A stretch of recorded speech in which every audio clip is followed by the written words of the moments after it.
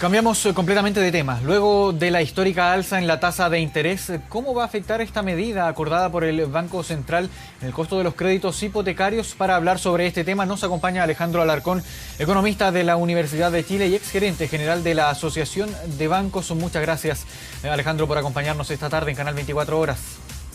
Gracias, Marco. Primero, Alejandro, ¿cómo podemos explicar esta histórica alza? Hace más de 20 años que no se registraba un alza con estas características. Se esperaba entre 75 y 100 puntos base, sin embargo, el alza fue de 125. ¿A qué se debe? ¿Cómo explicamos este aumento? Hay un proceso de sobrecalentamiento de la economía que en parte corresponden a aumento de los gastos del fisco en ayuda social, lo que parecería natural, dado que mucha gente perdió el empleo, el sustento, ¿no es cierto?, por restricciones que impuso la autoridad para hacer frente a la pandemia, ¿no? Y hubo un largo debate sobre eso. Pero también hubo los famosos retiros, y los retiros provocaron un desequilibrio en la trayectoria de la inflación. Y esto fue advertido hace bastante tiempo por una serie de economistas, entre ellos yo, y además por el presidente del Banco Central, que yo creo que fue vilipendiado cuando dijo esto por muchos parlamentarios. Entonces ahora que hemos llegado a una situación extrema, cuando la inflación se fue hace rato al rango que tiene que obedecer el Banco Central entre un 4 y un 2%, el Banco Central tiene que hacer lo que le encomienda la Constitución, que es ajustar la tasa de política monetaria. Y por eso que ya hay dos alzas, una que fue 0,75 puntos básicos hace unas 6 semanas atrás, y esta semana subió en 1,25, que es la mayor alza que ha tenido la tasa política monetaria en 20 años, reflejando la trayectoria de desequilibrio que está mostrando la inflación. Y también en el primer reporte que hizo a la Comisión de Constitución del Senado, donde se encuentra radicado el cuarto retiro, en este momento, después que lo aprobó la Cámara de Diputados, tenemos una situación en que da la sensación de que el Banco Central está apurando el paso para salir a evitar que la trayectoria de la inflación siga al alza y alejándose del rango meta. Y ahora tenemos el otro problema. El otro problema es que esto provoca efectos en la economía, ¿eh? O sea, aquí tenemos un dilema. Cualquier cosa que se haga va a haber algo afectado. Y yo creo que es muy importante que el Banco Central actúe en forma independiente y suba la tasa de interés para contener este impuesto, que es un impuesto muy regresivo. Ya no solo las políticas de los retiros son una política pública regresiva, porque casi 5 millones de personas ya no tienen ni uno para retirar, entonces ya no se benefician en ningún modo de esta situación, y más encima van a tener que pagar impuesto de inflación bastante más alto, y además vamos a tener una situación en que otros precios de la economía también están mostrando ciertos rasgos de desequilibrio. Uno, el tipo de cambio, ¿no es cierto?, que básicamente se produce porque hay muchos agentes económicos en Chile, entre ellos personas, empresas, inversionistas, que prefieren tener dólares y no pesos, ¿no es cierto?, y eso provoca una tendencia al alza del tipo de cambio, lo que a su vez es inflacionario. Por eso el alza de tasa de interés lo que busca es traer de vuelta esa liquidez, esos dólares, para de esa manera evitar, ¿no es cierto?, que el dólar se dispare. Y lo otro, lo vi en el titular, son las tasas de interés, las cuales están subiendo en forma bastante sostenida. Por eso quería consultarle también, ¿cuáles son los efectos que vamos a estar viendo directamente en el bolsillo de los chilenos a partir de esta histórica alza, una alza que no se veía hace más de 20 años en la tasa de interés? ¿Cómo va a afectar, en qué condiciones van a quedar, por ejemplo, los créditos hipotecarios? ¿En qué afecta, en definitiva, al bolsillo de los chilenos? A mí, ya que me hacen la pregunta, Marco, me gustaría hacer la diferencia entre las tasas cortas y las tasas largas, que son el financiamiento, ¿no es cierto?, fundamentalmente para la vivienda, entre ellos los créditos hipotecarios. En el corto plazo tenemos un efecto inmediato o casi inmediato de las tasas de interés. Empiezan a subir las tasas en el mercado y por lo tanto... ¿En qué momento, perdón, Alejandro, empiezan a subir? Empiezan a subir, yo creo que la próxima semana ya se están ajustando las tasas en el mercado. Y hay una estructura de tasas, ¿no es cierto? Y lo que busca que haya un impacto sobre el consumo, sobre la demanda del alza de la tasa de interés. Así es como funciona macroeconómicamente. Sobre todo en términos monetarios, es importante tener esa absorción de liquidez, que haya menos liquidez, dado que no es claro cuál es la trayectoria que va a seguir el gasto fiscal. Recién está empezando la discusión del presupuesto, ¿no es cierto? Y en un escenario donde hemos tenido un aumento significativo durante este periodo de unos 27.000 millones de dólares, y que eso es lo que se está proyectando disminuir. Pero ojo, el presupuesto sigue aumentando. O sea, si uno compara presupuesto con presupuesto, llega a una cifra todavía positiva de 3%. Pero las tasas de interés van a hacer su trabajo subiendo el costo de los créditos consumo, las tarjetas de crédito, ¿no es cierto? Y otros productos financieros de corto plazo. El impacto de los créditos hipotecarios es otra cosa. Eso viene de la inestabilidad política y de los acreedores internacionales que ven con sospecha lo que está pasando en Chile y por lo tanto empiezan a prestar con un premio que se llama, que es el riesgo el premio por riesgo para un país que está enfrentando dificultades políticas y que ahuyenta a los acreedores internacionales. Y por lo tanto hay que distinguir la diferencia. El Banco Central no actúa sobre esa tasa, toma un proceso más largo. Acá el impacto viene por la mirada que tienen los acreedores internacionales para seguir prestando recursos a una cierta tasa. Yo hace 2 meses advertí que esto iba a subir más o menos unos 2 puntos en promedio y ya subieron. O sea, y eso significa, por ejemplo, con los ejemplos que ha sido dado de una persona que contrata un crédito, tanto para montos más o menos bajos, 2.000 UF, como otros créditos que son más onerosos, ¿no es cierto? Y eso significa que más o menos están subiendo los dividendos en un 30%. Eso significa que si una persona está pagando o está disponible para pagar 1 millón de pesos por comprarse una casa, que para eso dividendo es bastante buena, ahora tendría que pagar 1.300.000 pesos y eso lo deja fuera de mercado. Y además el ejemplo que dio el presidente del Banco Central es un dividendo de unos 380.000 pesos que subió casi 100 pesos con el alza de tasa.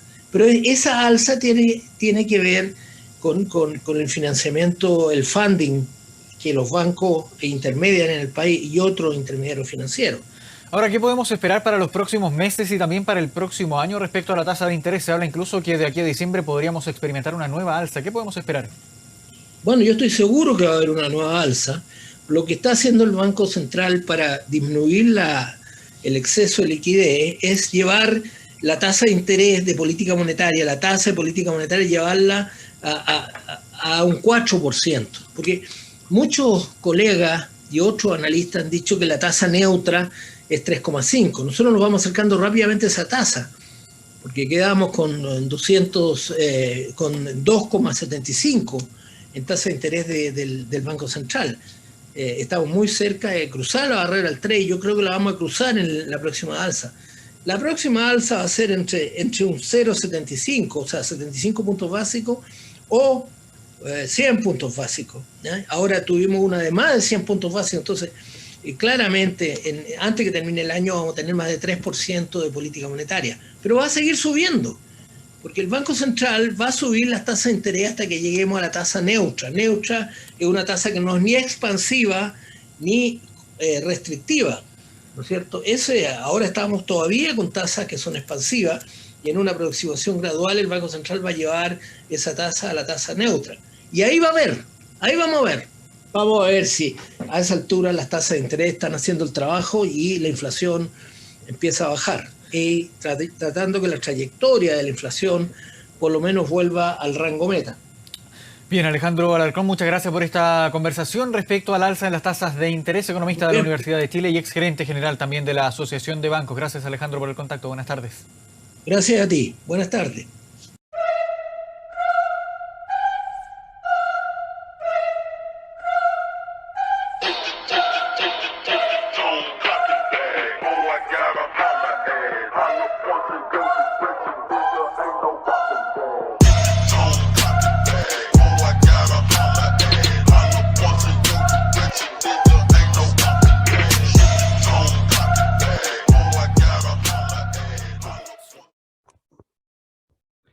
¿Qué tal? Muy buenas noches ya. Hoy día es 21 de octubre del 2021.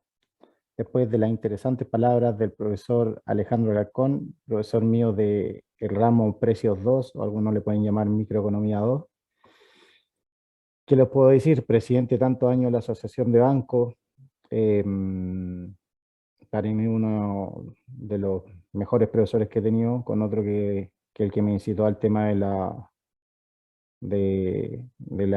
trading, que un profesor de mercado de capitales uno, que era un electivo, pero este profesor también, además de la materia que le enseñaba muy bien, tenía conceptos como el que llegaba atrasado no entraba, y las clases duraban más o menos 1 hora 20, pero él la cortaba a 40 minutos, por eso el que llegaba atrasado no podía entrar. ¿Y por qué 40 minutos? Porque nos explicaba que según sus cálculos, los alumnos solo pueden tomar atención realmente 40 minutos. Y creo que estoy de acuerdo, el ser humano pone atención en algo que le interese, primero que nada, ese tiempo, y de ahí ya no pesca, empieza a divagar su atención.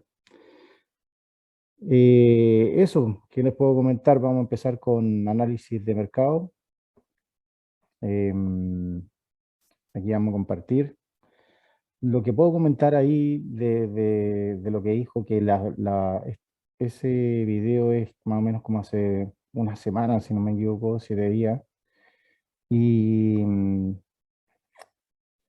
y ya dice que los créditos de consumo y pago de dividendos están aproximadamente subiendo un 30%. Él decía de 1 millón a 1,3 millones, y que viene en continua alza, o sea, fácilmente se podría esperar de aquí a unos meses más un 50%. Entonces, ya pasar con toda esa gente que esté pagando 1 millón de pesos y tenga que pagar 1,5 millones, y etcétera, que está pagando 2 millones, 3 millones, o 500 lucas, 750, y no tiene flujo de caja, o lo despidieron, etcétera.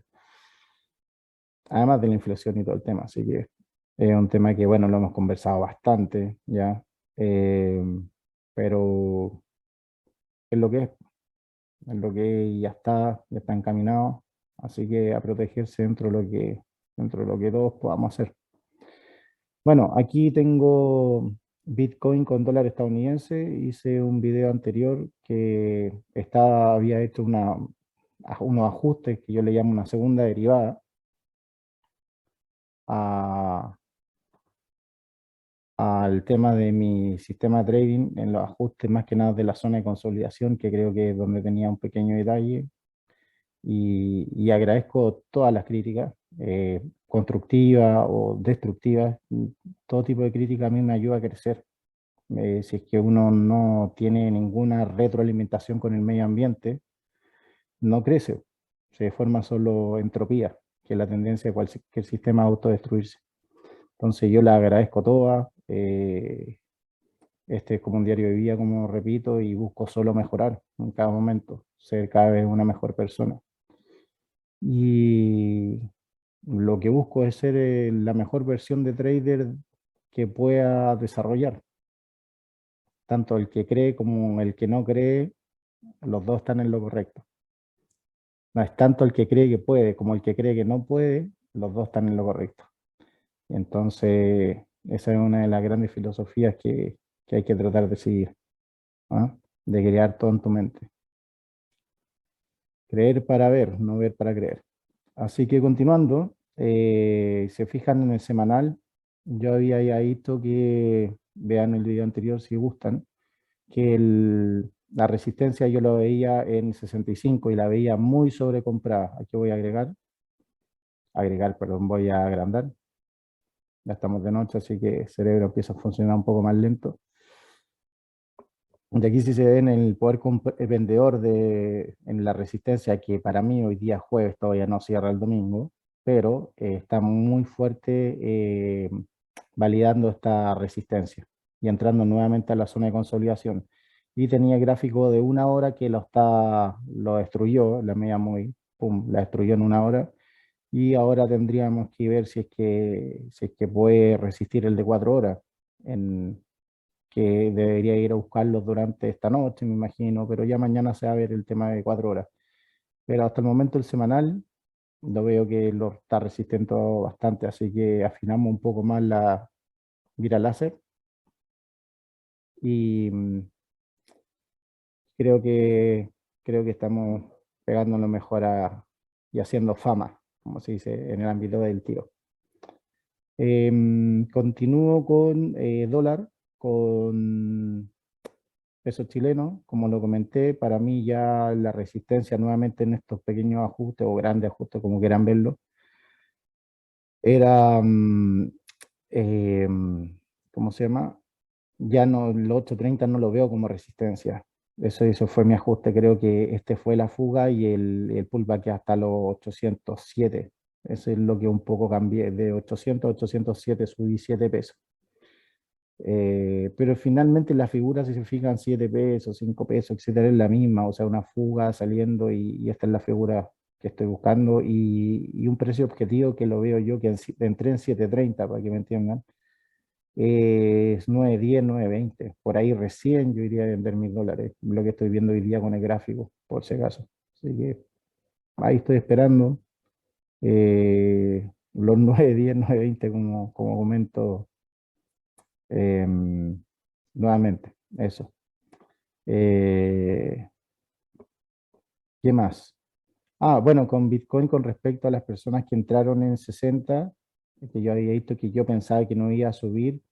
Desde mi punto de vista, ojalá hayan hecho la utilidad en 65. Espero que se hayan salido por el bien de ellos y que estén haciendo, que hayan hecho justo esas utilidades de $5.000 donde yo tuve ese gap de cálculo de la resistencia.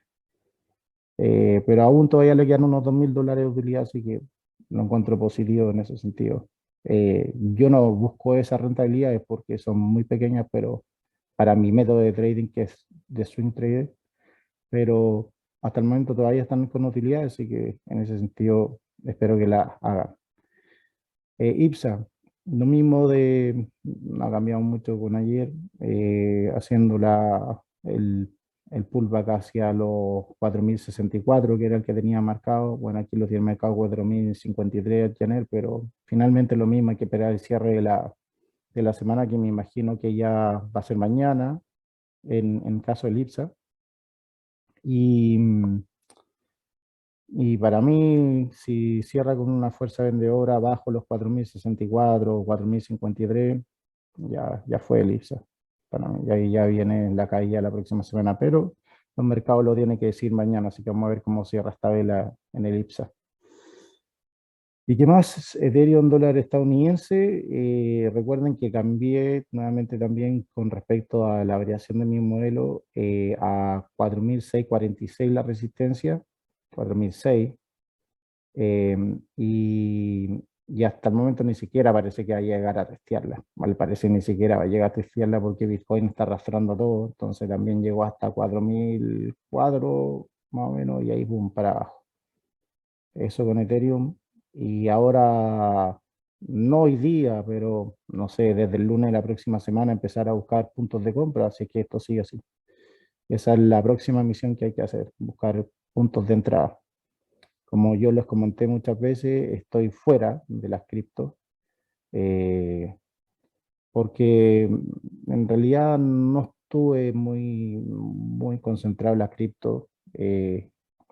Yo no hablo a la manada, entonces esa fue mi pega, mi trabajo, en concentrarme que estuviera todo bien con el